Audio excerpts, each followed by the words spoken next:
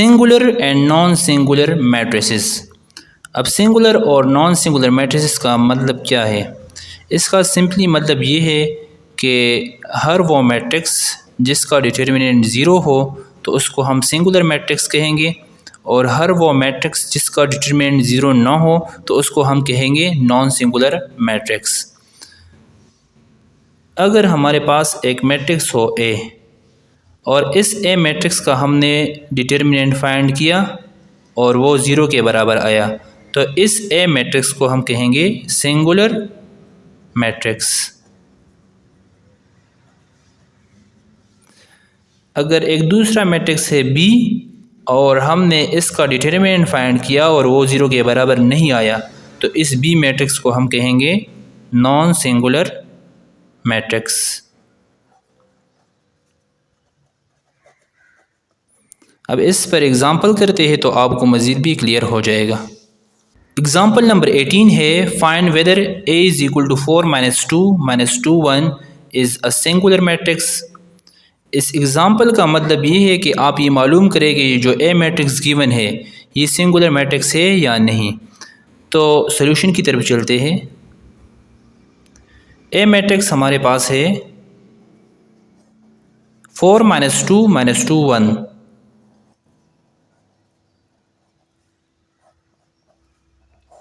अभी हमने यहाँ पर पढ़ा कि एक मैट्रिक्स तभी सिंगुलर होगा जब उसका डिटर्मिनेंट ज़ीरो होगा, और नॉन सिंगुलर तभी होगा जब उसका डिटर्मिनेंट ज़ीरो नहीं होगा।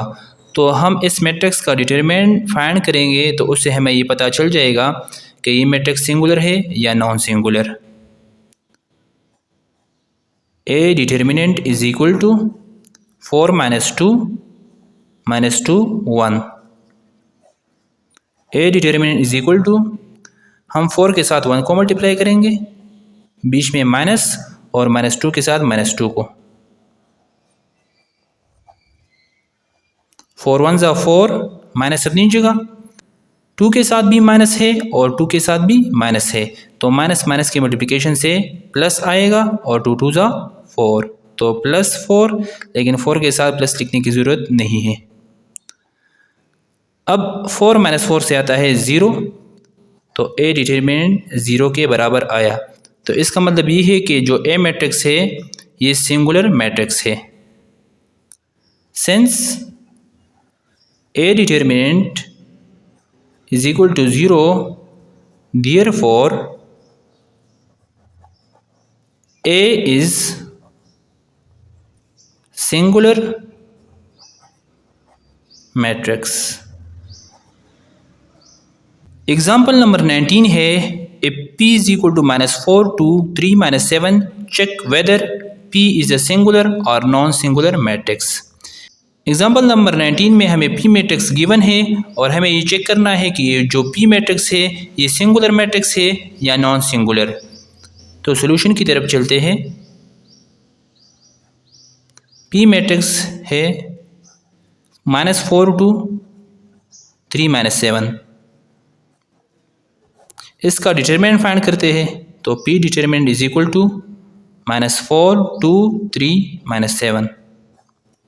p determinant is equal to -4 के साथ हम -7 को मल्टीप्लाई करेंगे, तो -4 मल्टीप्लाई -7 और बीच में -2 मल्टीप्लाई 3। अब 4 के साथ माइनस है और 7 के साथ भी माइनस है, तो माइनस माइनस के मल्टीप्लिकेशन से प्लस आता है और 4 7 ज़ा 28, माइनस अपनी जगह, 2 3 ज़ा 6, 28 - 6 से आता है 22। तो p डिटर्मिनेंट 22 के बराबर है और 22 0 के बराबर नहीं है। तो असल में ये जो p मैट्रिक्स है ये नॉन सिंगुलर मैट्रिक्स है। Since p determinant is not equal to 0, therefore p is non-singular matrix।